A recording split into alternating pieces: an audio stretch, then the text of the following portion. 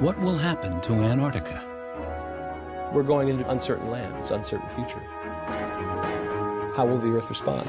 Today, a pioneering team is searching for answers with a bold new plan and a revolutionary new machine.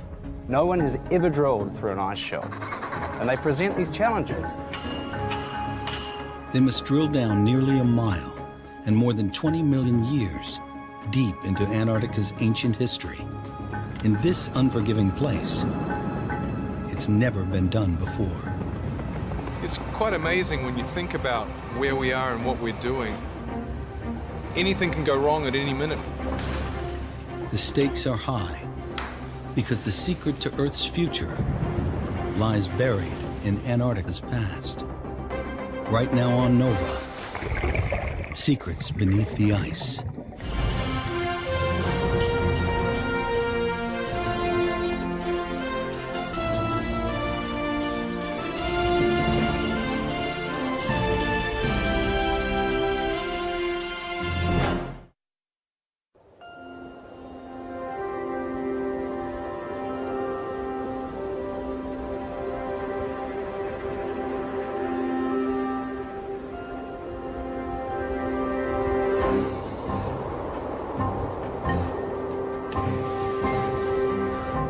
It's the coldest, windiest, driest, and most desolate landscape on the planet, with few permanent residents except penguins and seals.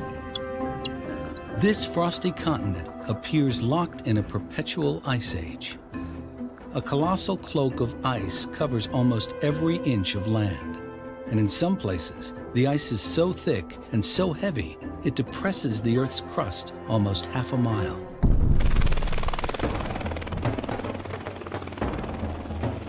Some people call it Earth's freezer, but scientists call Antarctica the ice. Antarctica plays a fundamental role in the way the Earth functions. For polar researchers, Antarctica is a giant laboratory more than 1.5 times the size of the United States, and home to 90% of all the ice in the world. Anything that happens down here, anything that changes, will affect the rest of the world. Most people don't think that change in Antarctica matters to them. But when we look at New York City and we look that it's in front of the ocean, it matters. What would happen if all of Antarctica's ice were to melt? Antarctica melts, sea level goes up 12 stories in New York City. Sea levels would rise by more than 150 feet. Flooding coastal cities, displacing hundreds of millions of people. That would be a change that you could see from space. Earth would look different. In any case, even a loss of just 10% of Antarctica's ice would be catastrophic. It would raise the sea level over there in Manhattan about 19 feet, right up along the edge. Big sections of Brooklyn would be underwater. Certainly the Mediterranean and some of my favorite cities like Venice would look very different. Tens of millions of people would have to be relocated. It would be almost a different planet. If sea level changes and the climate around the coastal regions change, it's going to affect the climate where you live. It's going to affect the things you can grow. It's going to affect how you live. There may be a list of things in store that come as a result of raising sea levels that we haven't even thought about yet. Could this be our fate? Is Antarctica heading for a major meltdown? If so, it may happen over centuries. But it could already be starting because the climate is changing.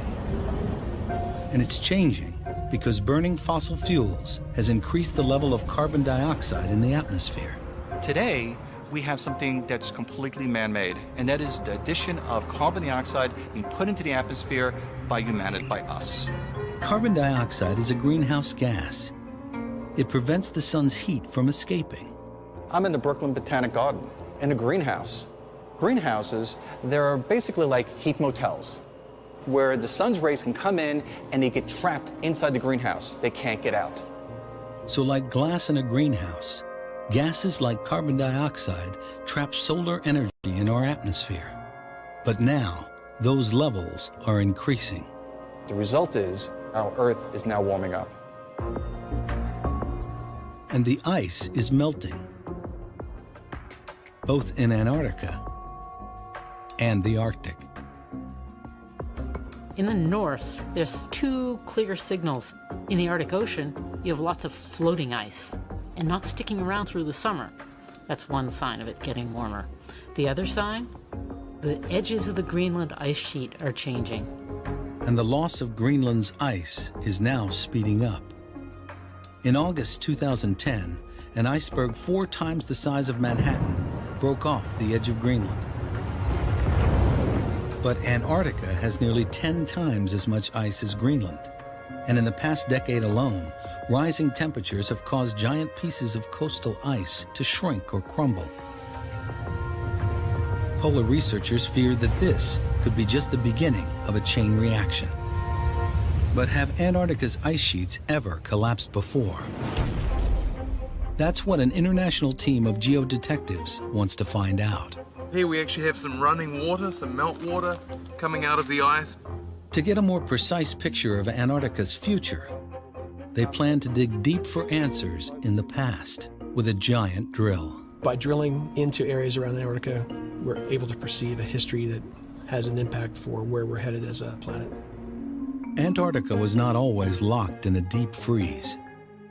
160 million years ago, it was part of an enormous supercontinent closer to the equator. At the time, Earth was much warmer than today, and fossil evidence suggests this giant landmass was a tropical habitat teeming with dinosaurs. Eventually, the supercontinent broke apart and Antarctica drifted south. As Earth was getting colder, falling carbon dioxide levels and powerful ocean currents cooled the isolated continent even further. And then, around 34 million years ago, ice slowly began to form. It would take millions of years for Antarctica to finally lock into a deep freeze. And during that time, it remained warm enough for plant life to survive. Evidence of that was recently unearthed in a relatively ice-free valley in the interior. Here, geologists Alan Ashworth and Adam Lewis find a remarkable fossil.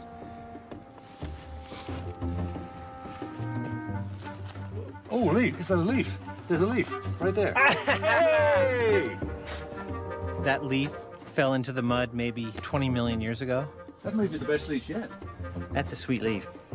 And then they find something extraordinary. This is like a peat moss. And then if we, tease some of this out, they're like freeze-dried.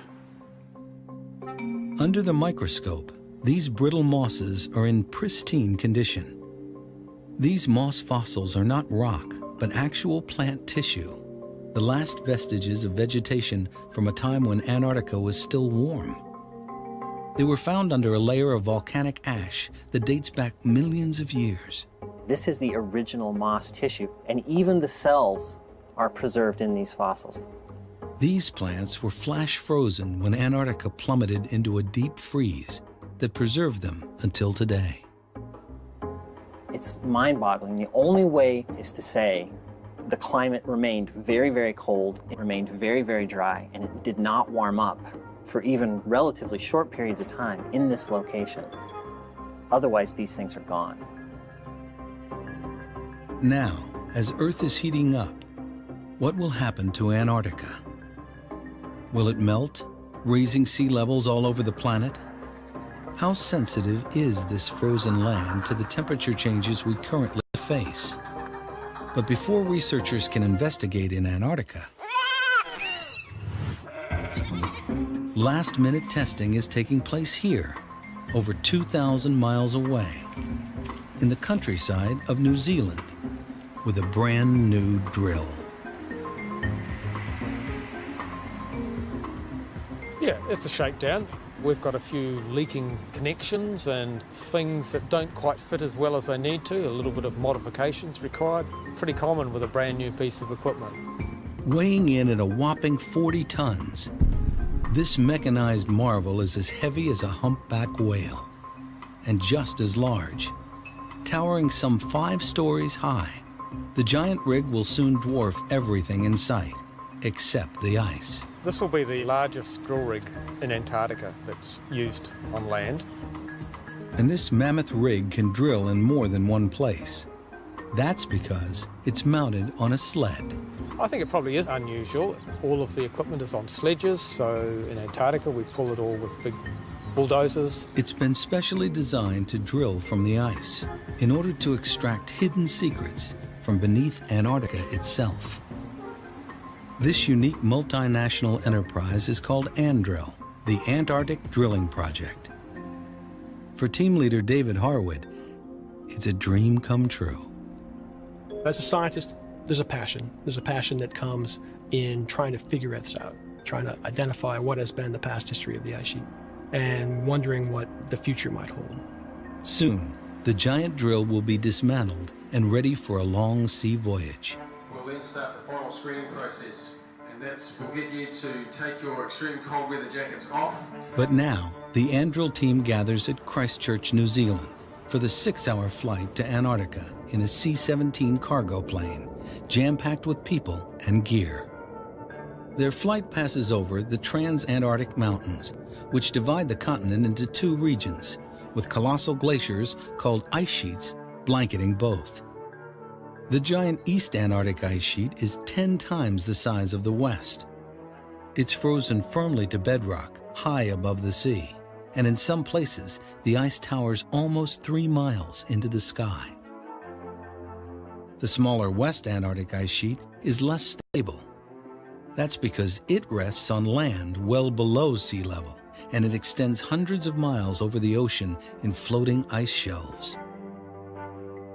It's likely East and West Antarctica will respond very differently to a warming world. The ANDRIL team touches down in the west on an icy runway at McMurdo Station, the largest U.S. research base in Antarctica.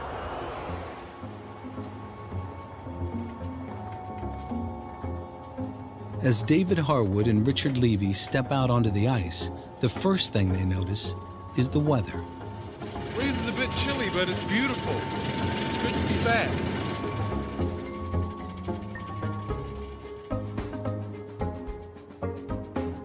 It's October, springtime, and it's minus 20 degrees. It's the earliest I've ever been down to Antarctica, and it's very cold. When the wind picks up, it's rather an unpleasant place to be working. When the wind isn't blowing and the sun's shining, it's actually really quite nice, but very cold. But even a sunny afternoon can turn nasty at a moment's notice. It's a beautiful day! Come on, guys!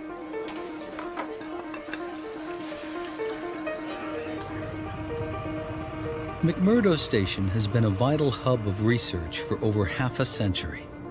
What began as a tiny outpost has over the years grown into a small town. McMurdo houses a population of 200 people year-round. But during the research season, it becomes home base for over 1,000. Every year, McMurdo supports scores of research projects, providing lab facilities, food and supplies, and survival training for teams of scientists who will head out to remote field camps. This season, those numbers include the ANDRIL team of over 50 technicians and researchers from the US, New Zealand, Germany, and Italy. ANDRIL is funded by their governments and the National Science Foundation. There's probably a week at least of work in McMurdo where we have to get all of our gear sorted out.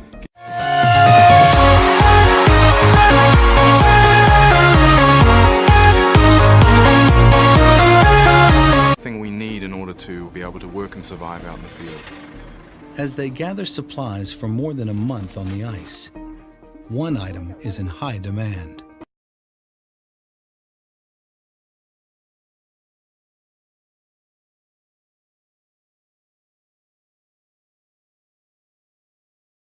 gives you quick energy, especially if you're like freezing, and we expect to be very cold. We don't really know how much chocolate is enough. We can take up to 560 candy bars, but I'm looking at this and I'm already getting queasy. I'm like, oh, I don't know if I can eat this or not. Hey, David! As Andrill researchers prepare for life in the field, they join hundreds of other scientists fanning out across Antarctica, and many are focused on the same question. Could Antarctica be headed for a meltdown? Over here is Mount Boreas. We're going to have a lot of scientists working together There is a little bit of volcanic ash. and challenging each other's theories, challenging what we know. Look at that. As a community, we're going to find the answers.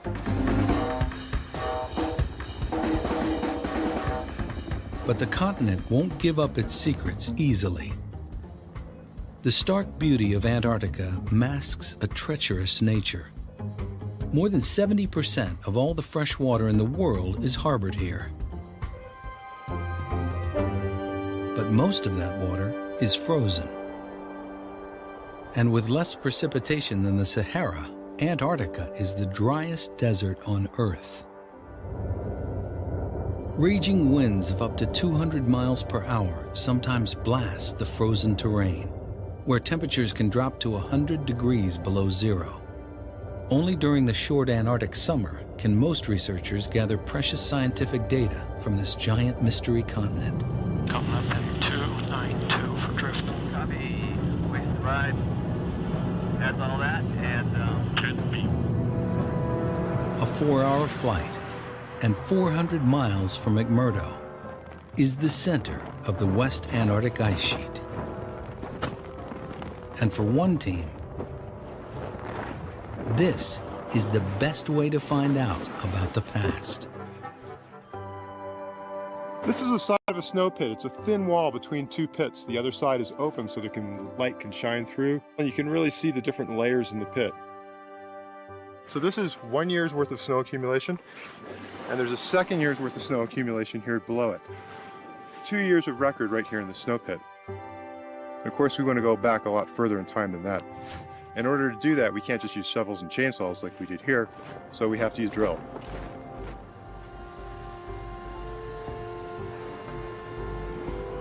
Ken Taylor's team is drilling through ice. Their goal is to gather samples from the nearly 2-mile-thick West Antarctic ice sheet. And the deeper they go, the further back in time they travel. Here, we're at about 480 meters deep right now.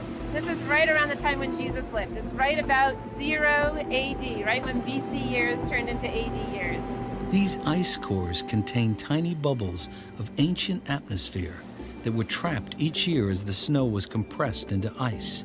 Yeah, nice bubbles in this one. That's ancient air in there. When we crush samples like this, that'll get the gas out of there and we can sample the ancient atmosphere. We can also get a record of how things like temperature and sea ice changed in the past. And by combining these different records, we can understand how the climate system has operated in the past. But the ice record, valuable as it is, only goes back about 800,000 years, a tiny fraction of geologic time.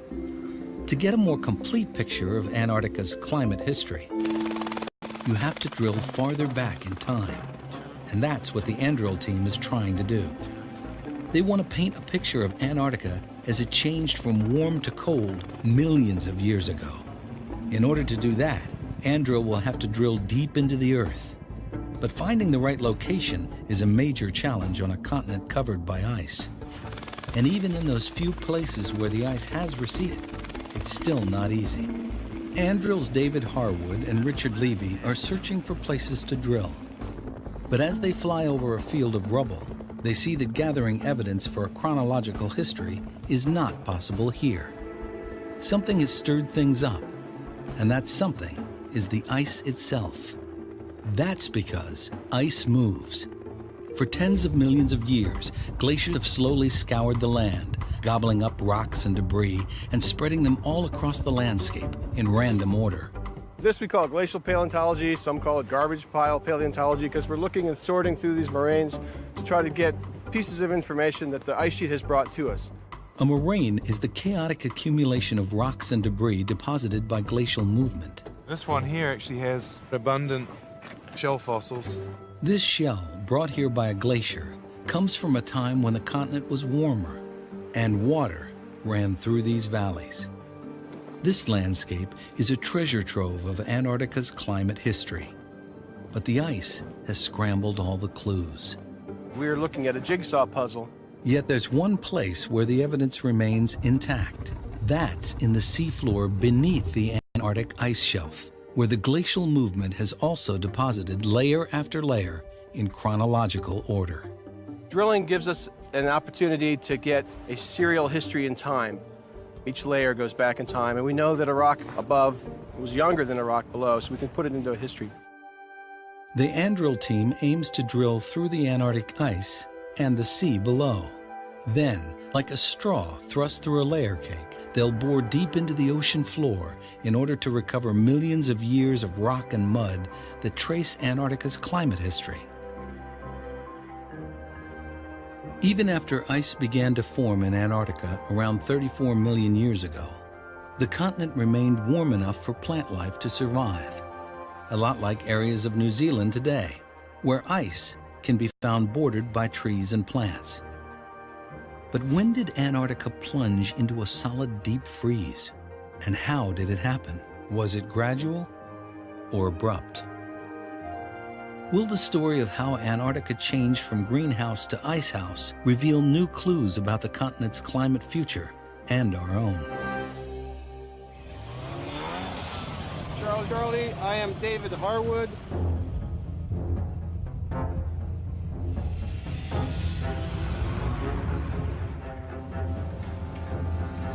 The Andrill team will spend the next few weeks searching for drilling locations from the surface of the ice. But David Harwood remains focused on what lies below. When I'm driving across there, I'm always thinking about what's beneath us. I'm over about 15 feet of ice, and over that I'm over about 1,500 feet of water, and then into the sediments below that. Here at the bottom of the world, the sun never sets in the summer. And as night blends into day, the work begins in earnest. The team heads out to McMurdo Sound, a place where the ocean freezes annually, creating a precarious platform of floating sea ice that will only last a few months. We're standing right now in the southern part of McMurdo Sound. Seasonally, this region will break out. The sea ice that we're standing on will melt out.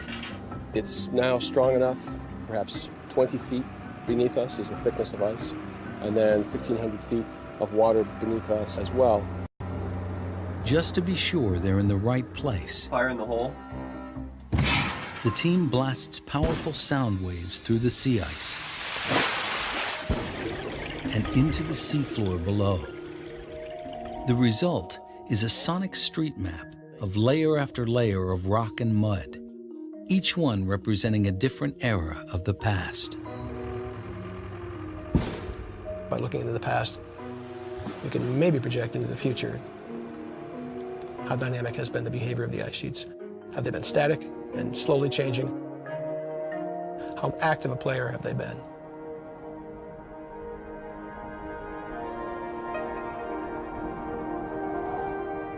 Finally, it's time to tow the giant drill out onto the ice.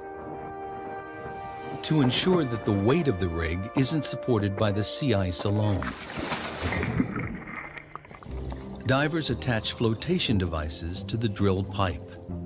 And at the end of that pipe is a whirling tool with a unique cutting edge. A drill bit made of diamonds that can bore through almost everything in its path. The dime core system that we have, it's almost like melting the core down through the rocks. It just cuts through whatever's there. If you hit a big boulder, you'll just end up with a cylinder of that boulder, and it'll just keep going. Now the real drilling begins.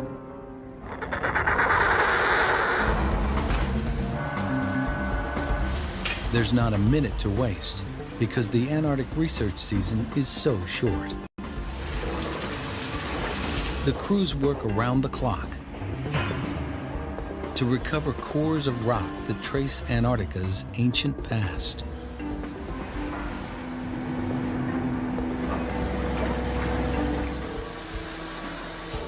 The powerful drill bores down over 3/4 of a mile, bringing up 12 feet of core at a time, each foot averaging 1,000 years of climate history. It's an astonishing feat. It's quite amazing when you think about where we are and what we're doing. We've got a drill rig, a 60-ton to 90-ton with all the equipment on it drill rig sitting behind us here on 8 meters of sea ice, above 380 meters of water, and then we're drilling down into the seafloor below that with a 3 to 4 inch diameter pipe that's turning round and round like a piece of spaghetti hanging down through the water and into the ground, and it's wobbling around a bit, and we're turning around and bringing core up from deep within the earth. Anything can go wrong at any minute with this process. And all too soon, it does. Sometimes even a drill bit made of diamonds can run into trouble. We haven't been getting particularly good quality core, and we're suspecting that the drill bit has been damaged. In places it's a little bit narrower than it should be for the size of the diamond bits. And that means we have to pull all of our pipe out, it's about 1,700 metres, and replace the bit, and then put the pipe back down the hole, and that's going to take us about 24 hours to 36 hours. Removing and replacing nearly a mile of pipe is no easy task, especially when it's your job to change it all out, piece by piece. But for other members of the Andrill team, it's a welcome break.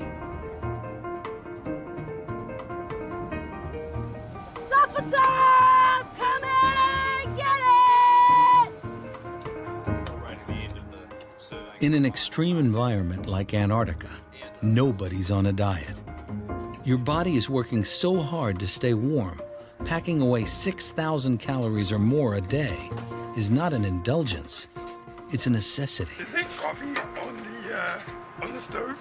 And because Antarctica is drier than the hottest desert, dehydration is a constant concern. And keeping the drill up and running is another.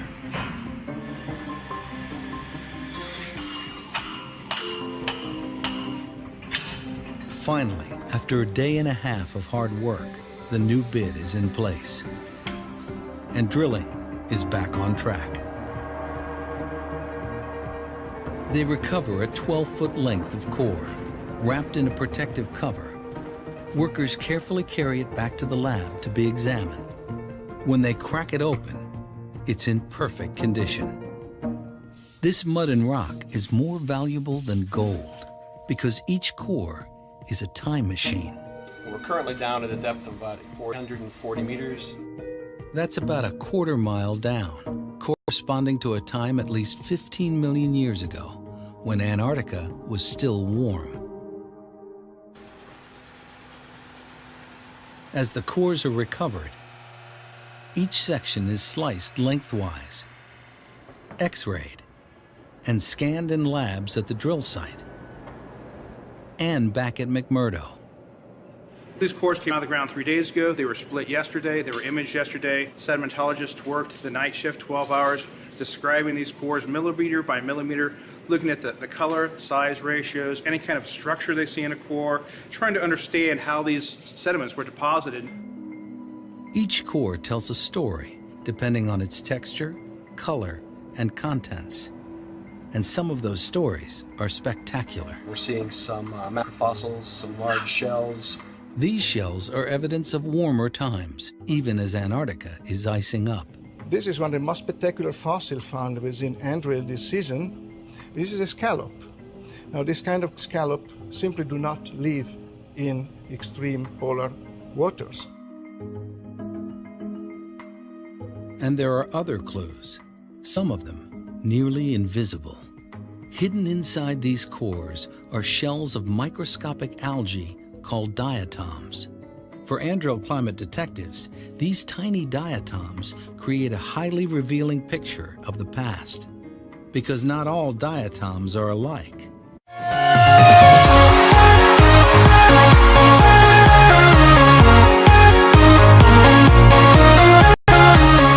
Some species are adapted to colder conditions.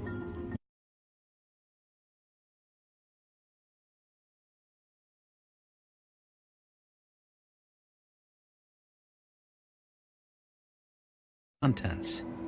And some of those stories are spectacular. We're seeing some macrofossils, some large shells. These shells are evidence of warmer times, even as Antarctica is icing up. This is one of the most spectacular fossils found within Andrew this season. This is a scallop. Now, this kind of scallop simply do not live in extreme polar waters.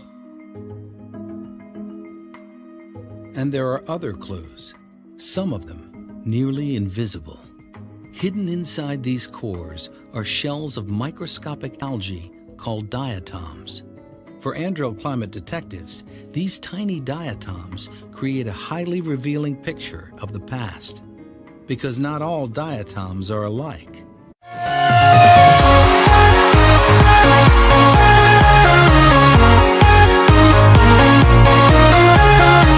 Some species are adapted to colder conditions, while others flourish in warmer waters.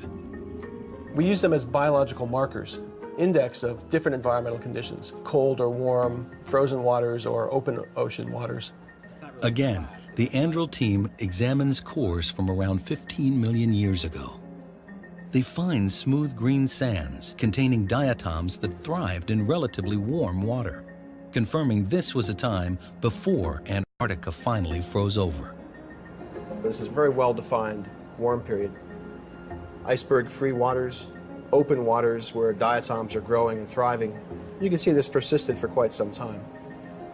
A picture is beginning to form of a long period of transition, starting 34 million years ago, when a cooling climate led to the formation of ice. But even so, conditions remained relatively mild. But when did Antarctica finally slip into a deep freeze? The answer lies in cores from around 14 million years ago. Instead of smooth and green, these cores are rocky and gray, and some contain diatoms that thrived in cold glacial waters. This amazing discovery reveals a rapid change from cool to frozen. It fills in what has always been a blank page in Antarctica's climate history. Next season, they'll attack another crucial question. After Antarctica froze 14 million years ago, did the ice ever melt? Or has it remained a frozen wilderness right up until today? That answer will have to wait. Cracks in the sea ice tell the team it's time to return to base. We've seen the ice break in quite a bit in the last month, but it's not broken in anywhere further south than it is right now.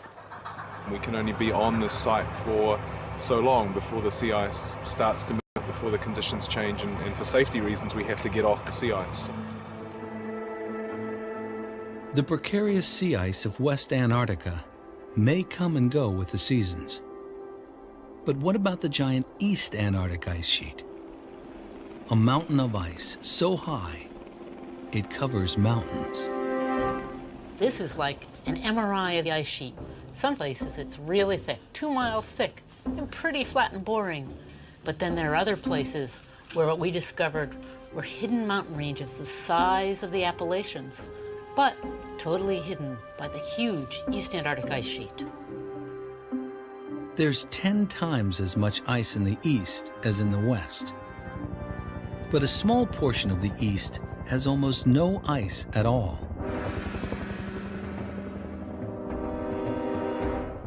It's an unearthly location that defies the very image of Antarctica.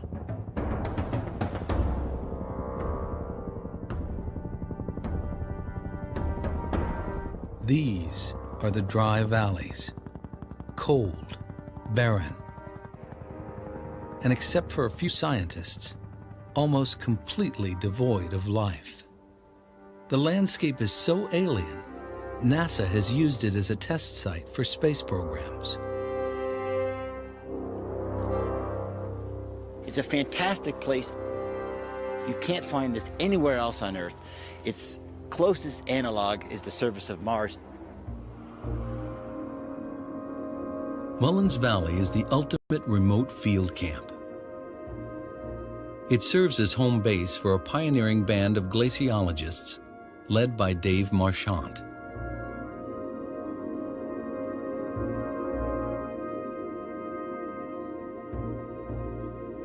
Marchant and his team are conducting research the rugged, old-fashioned way. They'll live in tents and won't be picked up for 2 months. They need to be self-sufficient, and for the most part, they like it that way. Good day. Burritos.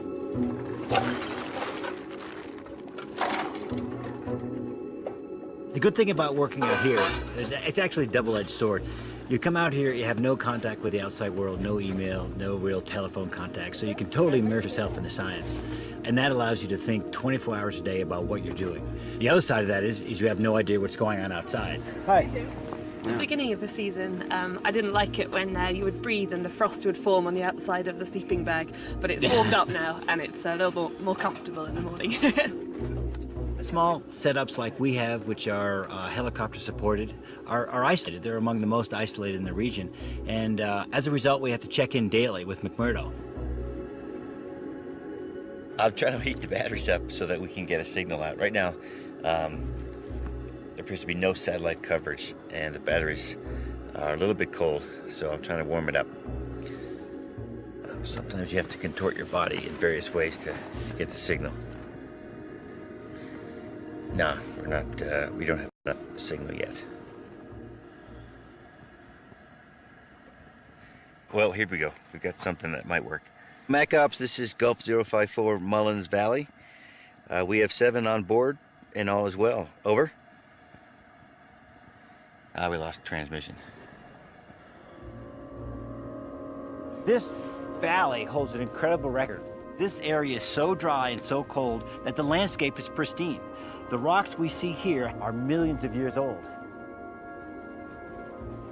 Marchant believes that little has changed here for millions of years. What to me is exciting is that we're walking on an ancient landscape. Imagine living 10 million years ago in Antarctica. This is what you'd see, exactly as it is today, hardly modified at all.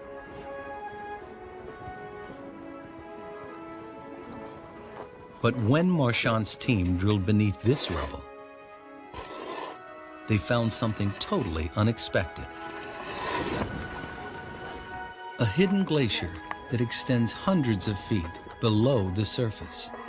This is, in my opinion, the oldest dated buried glacier on Earth. Is it all out? Yep, it's all out. Are you getting it? Yeah. The evidence comes from volcanic ash. The dry valleys are surrounded by extinct volcanoes that erupted millions of years ago. We're finding ash deposits on top of ice. Ash dates are coming back as old as 8 million years. And according to Marchant, this volcanic ash shows this hidden glacier, once frozen, has never melted. This is volcanic ash that erupted from a volcano and has been sitting there for millions of years. It shows no chemical alteration, which you'd expect if there were any amount of liquid meltwater over that duration. The fact that it's dry and pristine tells me it's always been here, which is incredible. Equally astonishing, and just 300 miles away, there appears to be a completely different picture. Exploring East Antarctica, closer to the South Pole, Andrill's David Harwood found leaf fossils and pieces of wood. Surprisingly, according to Harwood, these date to a relatively recent time, when Antarctica was not only warmer than today, there were plants and trees. This is a piece of southern beech. This wood is not fossilized in the sense that it is petrified. It could still burn. To find the wood and leaves together is pretty phenomenal. It's really phenomenal for Antarctica, particularly for Antarctica in this time period, about 4 million years ago. This season, the drill is set up to find evidence of what happened in Antarctica during this period, 3 to 5 million years ago. It's a time known as the Pliocene. Now, what's important about that is that the Pliocene was globally warmer than today. The same temperatures as our Earth may be headed for at the end of the century, if climate change predictions are correct. If we go back 3 to 5 million years into the geological past, we know that that was a time when Earth's climate was warmer than it is today, perhaps by 3 to 4 degrees. So it's the best example we have of where the climate's heading in the next 100 years. The drill's new location is on the giant Ross Ice Shelf, which extends out and over the ocean. It's the largest ice shelf in the world, and it helps hold back the massive Antarctic ice sheet from flowing into the sea. These ice shelves are very important. What they do is hold back the flow of ice that's actually trying to flow out into the ocean. We call that buttressing. If warming oceans cause the Ross Ice Shelf to break up and melt into the sea, the West Antarctic ice sheet would eventually follow right behind.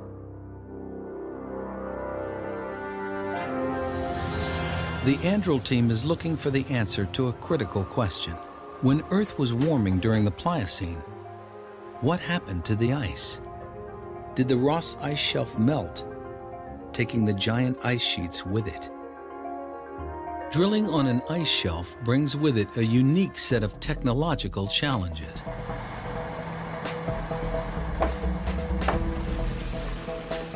Including constant problems with mud and water. Unlike drilling through sea ice, which is just 26 feet thick, the team must work around the clock, not only retrieving cores, but also analyzing them. It's 2 a.m., but you wouldn't know it. Geologists are busy logging cores like it's early afternoon. We're laying out the cores in a proper sequence from top, very highest point of the core, all the way to the very slowest point of the core here. An 80-foot core that dates back about 3 million years is closely examined. It contains microfossils of single-celled animals known as forams. They're from the crucial warm period called the Pliocene. And these tiny shells are precise indicators of ocean temperature. These guys are about the size of a grain of sand. Because the same species lived through time, we can use the chemistry of modern examples to allow us to calibrate, if you like, the chemistry of the ancient examples.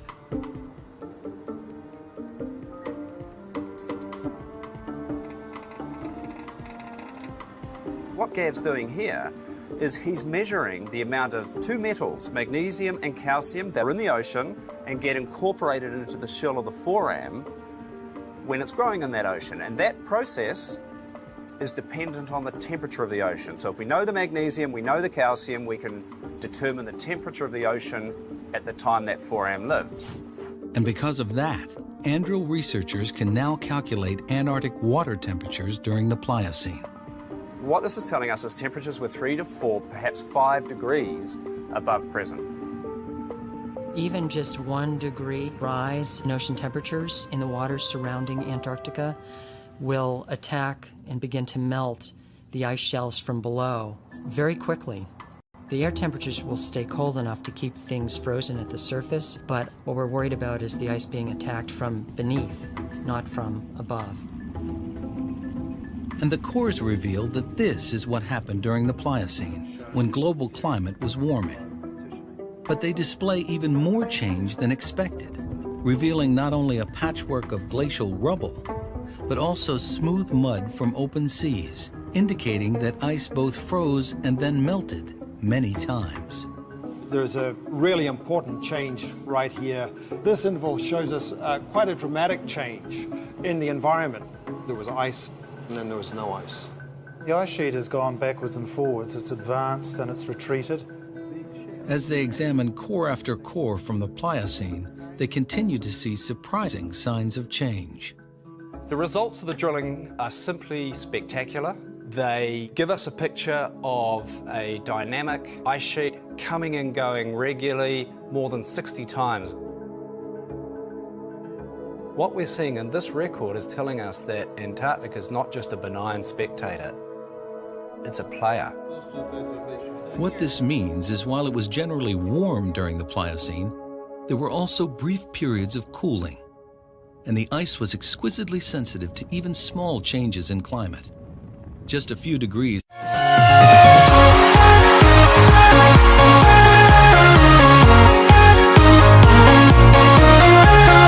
could tip the scale from ice to no ice. So what's in store for our future? As Earth continues to warm, how much Antarctic ice will melt? And how high will sea levels rise? Anduril scientists turn to computer models by Rob DeCanto and Dave Pollard. We developed these climate models based on our best understanding of the physics of the climate system and, in this case, ice sheets. And now, information from Anduril is added to the climate model. This is a computer model simulation of the Antarctic ice sheet over the last several million years and covers a good chunk of the interval that was recovered by the Anduril sediment core.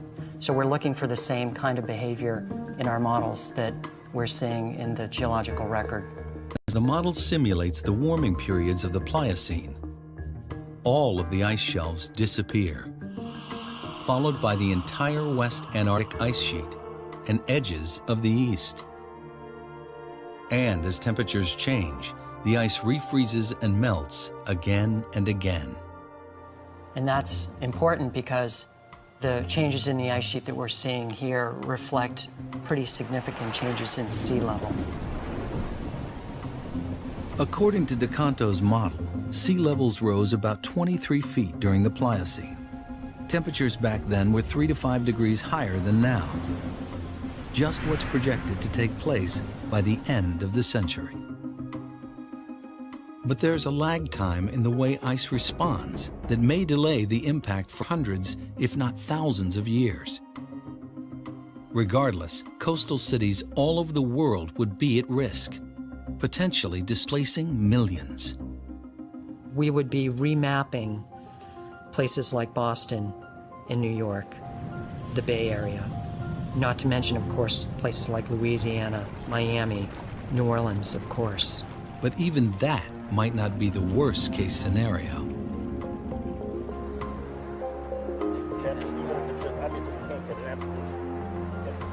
Things were very similar to today in terms of our climate.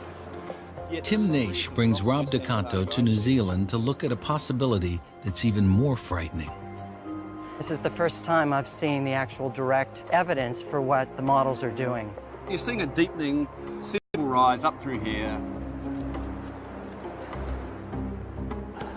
We're going to look at some rocks that are the same age as rocks we've drilled in Antarctica that give us the record of global sea level changes.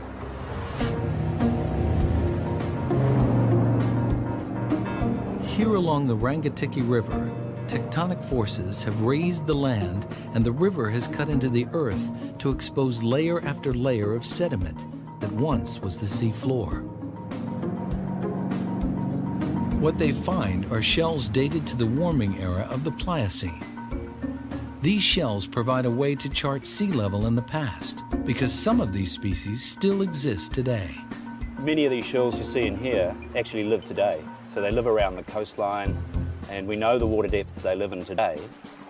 So by breaking them out of these rocks and identifying them, we can say the depth they were living here over 3 million years ago. Because these shellfish live on the sea floor and can only survive in water at specific depths, they suggest that sea levels in the Pliocene were much higher than even the computer models predict. This is really it, Rob. This is where we would say we have the evidence for sea level being up to as much as 20 metres above present. That's over 60 feet. In order for sea level to have risen that high, an enormous amount of ice must have melted. And this raises a startling possibility that a large part of the vast East Antarctic ice sheet melted along with the West. And if it melted once, could it melt again? That could be a very bad thing because that would actually produce a contribution to future sea level change that we really haven't been thinking about. This presents an even more dangerous and unpredictable picture of Antarctica. What's been surprising is even geologists thought that glaciers and ice sheets were these large static features, which we would never really see change in our lifetime. But glacial processes are no longer quite as glacial. Things are moving faster than we had thought. What's driving these changes are rising levels of greenhouse gases. In the next 5 years, greenhouse gas levels will be like they were in the Pliocene. But we're not just going back to the Pliocene. Some of the projections put CO2 levels at twice the concentrations of the Pliocene by the end of the next century. We're essentially going back to the time of the dinosaurs, when there was very little ice on the planet and there were forests covering Antarctica. And signs of change are already here. Scientists were completely caught by surprise when in 2002, the Larsen ice shelf shattered apart without warning in just a few weeks. And today, the Wilkins ice shelf, a block of ice approximately the size of Connecticut, barely hangs on. I would say it's inevitable that West Antarctica will disappear. How long it will take East Antarctica to engage is something that's not yet known. In the coming years, the Andro team will continue to explore Antarctica's climate history in order to gain valuable insight into Earth's future. With each new core, we gain new knowledge about a continent that's always been shrouded in mystery. But its fate remains very much tied to our own.